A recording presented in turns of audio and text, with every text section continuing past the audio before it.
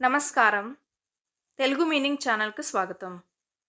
ఈ video lesson 20లో మనం daily లైఫ్‌లో ఉపయోగించే 20 ముఖ్యమైన ఇంగ్లీష్ పదాలను, వాటి అర్థాలు మరియు ఉదాహరణలతో నేర్చుకుందాం. ఇంగ్లీష్‌ను సులభంగా నేర్చుకోవడానికి ఈ క్లాస్‌ను చివరి వరకు చూడండి. Let's start the video. Confine. Confine తెలుగులో పరిమితం చేయడం లేదా నిర్బంధించడం అని అంటాం. He was confined to his room. He was confined to his room. అతను తన గదిలోనే పరిమితమయ్యాడు. Don't confine your thinking. Don't confine your thinking. నీ ఆలోచనలను పరిమితం చేయవద్దు. కాంపెన్సేషన్. కాంపెన్సేషన్ తెలుగులో పరిహారం అని అంటాము. He received compensation for the accident. He received compensation for the accident. అతనికి ప్రమాదానికి పరిహారం లభించింది. Employees get fair compensation here. Employees get fair compensation here. ఉద్యోగులకు ఇక్కడ న్యాయమైన పరిహారం లభిస్తుంది. రెస్పాండ్. రెస్పాండ్ని తెలుగులో స్పందించడం లేదా జవాబు ఇవ్వు అని అంటాం. He did not respond to my message. He did not respond to my message. అతను నా సందేశానికి స్పందించలేదు. She quickly responded to the question. She quickly responded to the question. ఆమె ప్రశ్నకు త్వరగా స్పందించింది. డీమ్. డీమ్ని తెలుగులో భావించడం లేదా పరిగణించడం అని అంటాం. They deemed it necessary to act quickly. They deemed it necessary to act quickly. వారు త్వరగా స్పందించడం అవసరమని భావించారు. I deem this decision to be fair. I deem this decision to be fair. ఈ నిర్ణయాన్ని నేను న్యాయంగా పరిగణిస్తున్నాను. కంప్లైన్స్. కంప్లైన్స్ని తెలుగులో అనుసరణ అంటాం. The company ensures compliance with safety rules. The company ensures compliance with safety rules. Company భద్రతా నిబంధనలను అనుసరణను ఖచ్చితంగా పాటిస్తుంది. Patient compliance is very important for treatment success. Patient compliance is important for treatment success. చికిత్స విజయానికి రోగి అనుసరణ ముఖ్యం. Convenience. కన్వీనియన్స్ని తెలుగులో సౌలభ్యం లేదా సౌకర్యం అని అంటాం. The hotel offers many conveniences. The hotel offers many conveniences. Hotel అనేక సౌకర్యాలను అందిస్తుంది. Online shopping gives great convenience. Online shopping gives great convenience. Online shopping గొప్ప సౌలభ్యం ఇస్తుంది. కమిట్.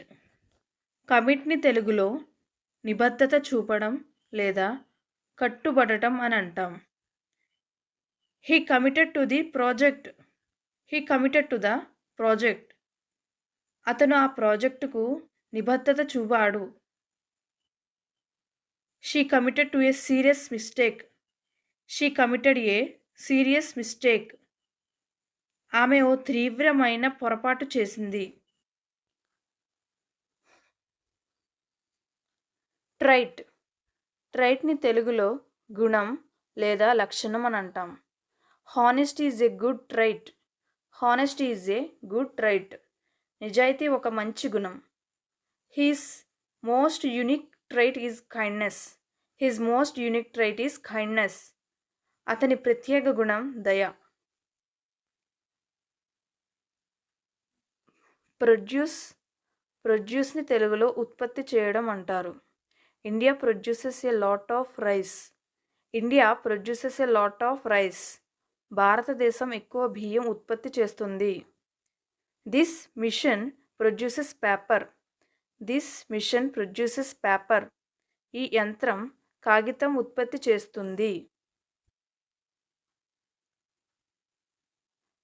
పెర్సెప్షన్. పెర్సెప్షన్ తెలుగులో అవగాహన అంటాం. His perception is different. His perception is different. అతని అవగాహన భిన్నంగా ఉంది. Public perception changed over time. Public perception changed over time. ప్రజలు అవగాహన కాలక్రమంలో మారింది. సిగ్నిఫికెన్స్. సిగ్నిఫికెన్స్ని తెలుగులో ప్రాముఖ్యత అంటాం. Education has great significance. Education has great significance. విద్యకు గొప్ప ప్రాముఖ్యత ఉంది. He explained the significance of the event. He explained the significance of the event. ఆయన సంఘటన ప్రాముఖ్యత వివరించారు. రిజైమ్. రిజైమ్ని తెలుగులో పాలన అంటాం. The new regime brought changes. The new regime brought changes. కొత్త పాలన మార్పులను తీసుకువచ్చింది. The regime was very strict. The regime was very strict. ఆ పాలన చాలా కఠినంగా ఉంది. Intimate.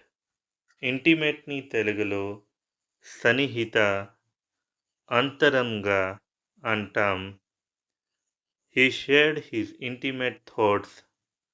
He shared his intimate thoughts.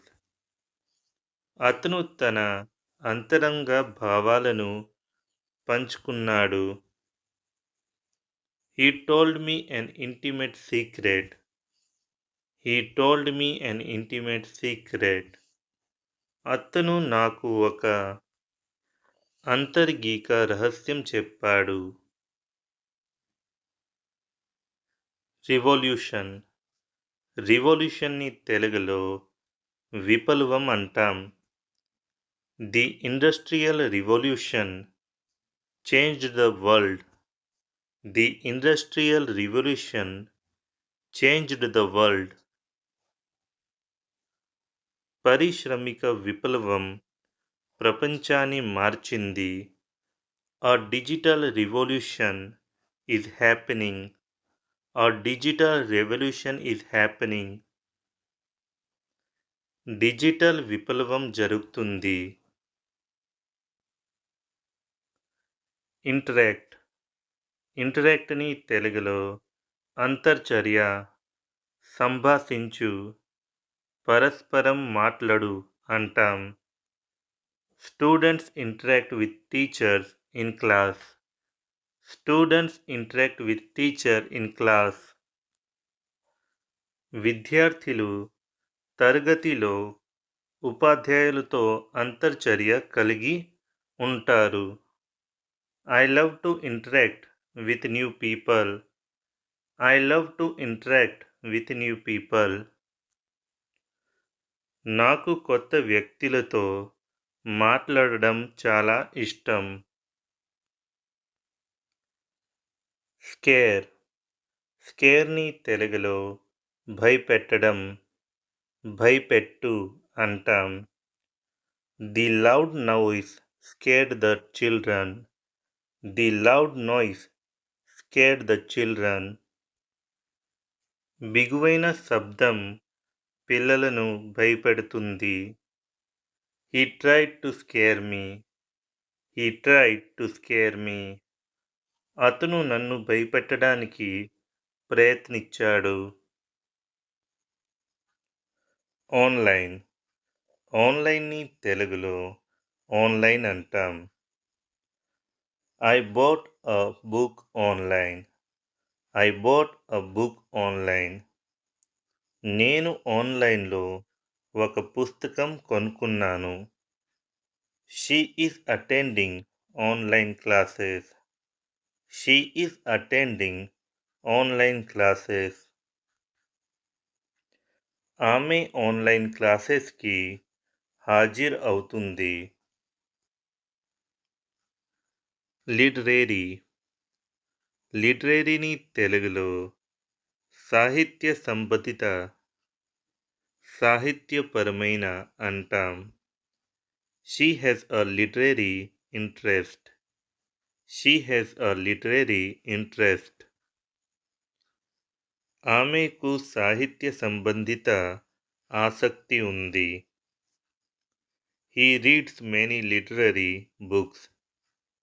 He reads many literary books.